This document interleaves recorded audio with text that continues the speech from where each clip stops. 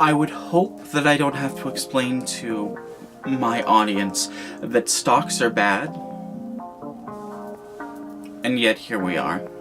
In fairness, this isn't something that's meant to convince my audience. My audience is already convinced, I hope. This is something you send to other people to convince them. I hope I'm up to that task. Let's jump right in! In the interest of fairness, we should probably explain what stocks are and why, at least ostensibly, they're considered a good thing. Stocks are part of an ownership of a company. If you own a certain number of stocks, then you own part of a company. Even if you own one stock, you have one part of the ownership of a company, you own a little bit of it, and you get to be a tiny bit involved in their decision making.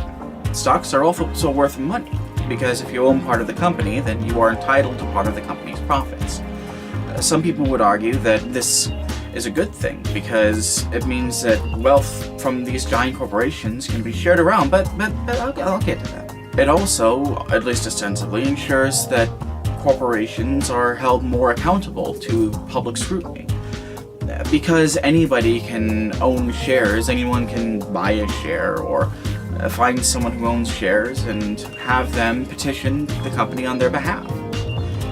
It's much better than, having billionaires just own individual companies like we had during the Gilded Age. And I will say that much. It is much better than having just one guy owning an entire company. But it's not a lot better. Let's break down those claims I just made, because not one of them stands up to even the slightest scrutiny. Profitable stocks are prohibitively expensive. Using the power of editing, we can observe that as of February 8th, 2019, Microsoft stock is at $105.27 a share, Apple stock is at $170.94 a share, and Google is at a whopping $1,105.91 a share. Regular families can't afford to pay that kind of money for anything. They have to buy groceries, they have to pay bills, they have to pay for medicine. That means that the only people who can actually buy stock, not just profitable stock, not just the most profitable stock, but just regular stocks, are people who are already wealthy. And that creates a feedback loop where wealthy people buy stock and trade stock and become more wealthy. And then they buy and trade more stock and become more wealthy. And then they buy and trade more stock and they become more wealthy. You see how this might be a problem? For the people in the back over there, the problem is that it creates a centralization of wealth. That means that a few people own most of the wealth in the country.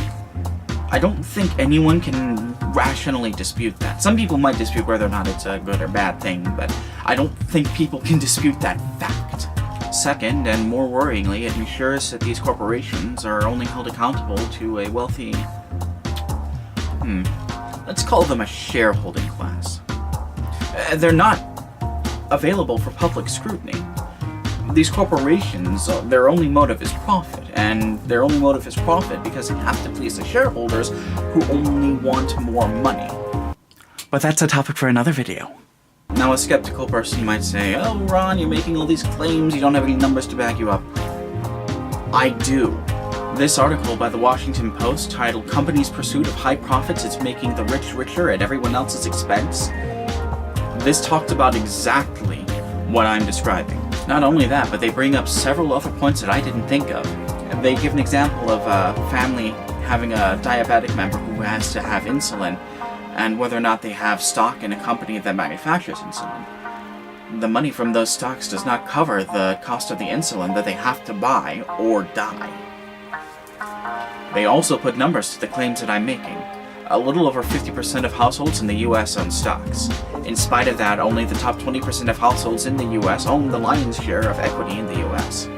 They literally say that the wealthy are extracting wealth from the poor and the middle class. Just for a lark, let's see what companies manufacture insulin and how much their stock is. What companies manufacture insulin? We have Sandfoy, Eli Lilly and Company, and Novo Nordisk. Sandfoy stock is at $42.51. Novo Nordisk is at $48.65. And Eli Lilly and Company is worth $117.50. You know, I could blow hard at you with numbers and graphs and figures and charts all day long, but that's not the point. The point is, we know that stocks are one of the ways that the rich are getting richer by making the poor poorer. And that is a problem. Is this the only shirt I have? I need to do laundry. Hey there, Editing Ron here again to say things that I should have said in the first place, but didn't because they weren't in the outline. So I want to make it clear that I'm not assuming that people have literally only one stock in any given company. That would be exceptionally foolish. In the example of the insulin thing, I'm just going to make up some numbers because I don't know the numbers off the top of my head. Let's assume, charitably, that ownership of a stock entitles you to 10% of what the stock is worth. So that would be like $4, $5, and $10 for the three companies that own insulin. The only way to make a profit from those stocks is to not just keep them over a long period of time, but to not have other bills that you have to pay in the first place.